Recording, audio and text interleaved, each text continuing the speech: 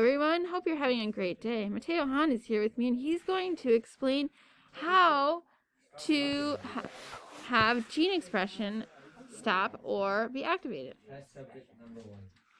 So, First, you add a gene, and then you add a promoter. And what does a promoter do? It starts the process What process? of gene expression. Yes. So we have what right here? This blue blob. An operator. No. An activator. No, that just ran through here and made, what's that? Oh, you told us last time. This is transcription, so what's this? It's a ribosome. No, that's not a ribosome. It's transcription. Oh, RNA polymerase. RNA polymerase. And that's fantastic. And that's RNA. So this is RNA polymerase. What kind of RNA comes out of transcription? Let's look.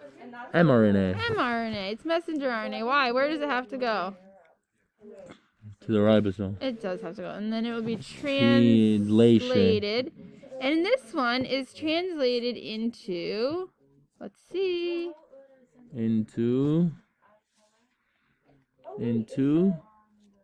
Ooh, what is that? Well, if we have an operator here, and this is going to connect to the operator, what is this transcription factor called? Is it an activator or a repressor? Well, let's see. Here comes the RNA polymerase. Can it make it through? No, it's a repressor. It's a repressor. Okay. Let's add some. What are we adding? Some enzymes. No. Lactose. We're adding lactose, okay? Here is your enzyme. Watch. Ready? It's breaking up lactose into galactose and glucose. Okay. So do we need enzymes? Yes. Yes. So what happened down here? Is the repressor gone? Yes, it is. Yes. And what's going to happen? What is this blue blob doing? RNA polymerase is transcribing to make lactase. No, this.